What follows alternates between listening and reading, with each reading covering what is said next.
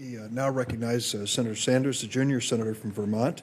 He's introduced Senate Joint Resolution 33 in an effort to respond to Citizens United and related cases. Senator Sanders enjoys a larger grassroots following than probably any other senator, and we know that he is frequently in touch with people who are following this issue very carefully. Senator Sanders, please proceed.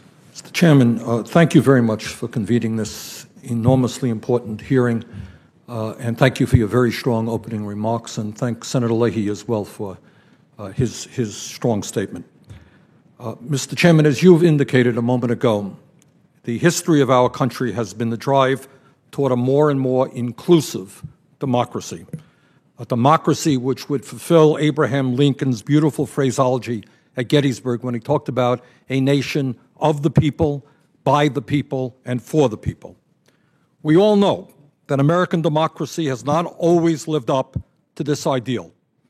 When this country was founded, only white male property owners over age 21 could vote, but people fought to change that, and we became a more inclusive democracy.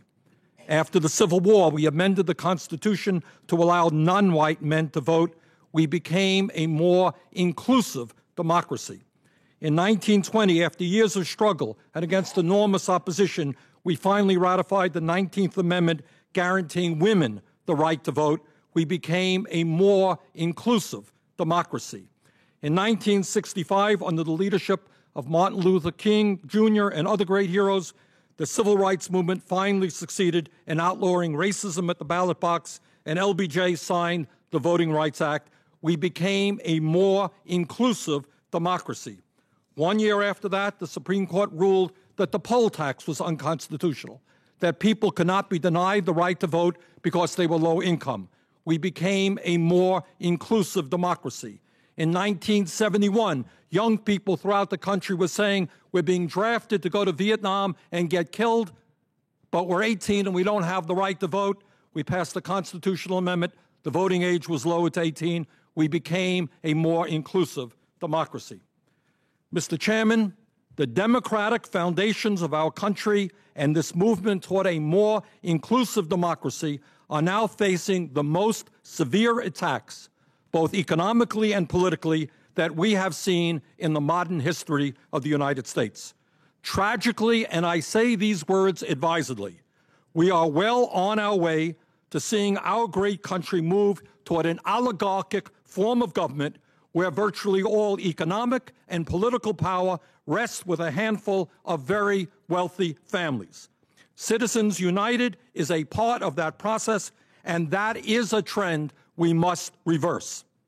Economically, the United States today has by far the most unequal distribution of wealth and income of any major country on earth, and that inequality is worse today than it was in any time since the late 1920s. One family, the Walton family of Walmart fame, owns more wealth than the bottom 40% of the American people. Bottom 60% own less than 2% of the wealth. Top 1% owns 40% of the wealth. Now, that is what is going on economically in this country. A handful of billionaires own a significant part of the wealth of America and have enormous control over our economy. What the Supreme Court did in Citizens United is say to these same billionaires, you own and control the economy, you own Wall Street, you own the coal companies, you own the oil companies.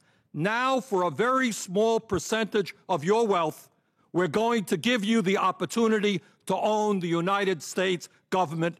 That is the essence of what Citizens United is all about, and that is why it must be overturned. Let us be clear.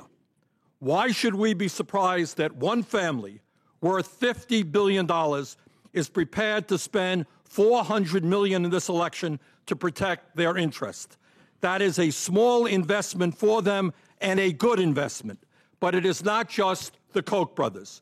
Mr. Chairman, there are at least 23 billionaire families who have contributed a minimum of $250,000 each into the political process up to now during this campaign. And my guess is that number is really much greater because many of these contributions are made in secret. In other words, not content to own our economy, the 1% want to own our government as well.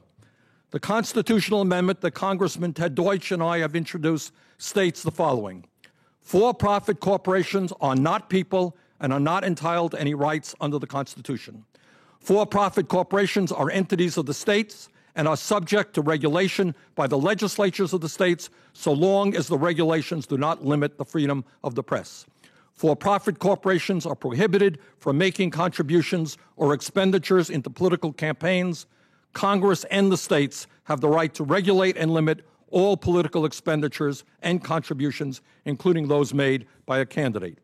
I am proud to say that the American people are making their voices heard on this issue. You got over close to 2 million signatures right there on a petition. In my state of Vermont, we have seen dozens and dozens of towns go on record as saying they support a constitutional amendment, and we have 6 states having done the same. You have some very good amendments here with Senator Baucus, Senator Udall, and Congresswoman Edwards. I hope we move on this issue because the future of American democracy is at stake. Thank you very much. Thanks, Senator Sanders.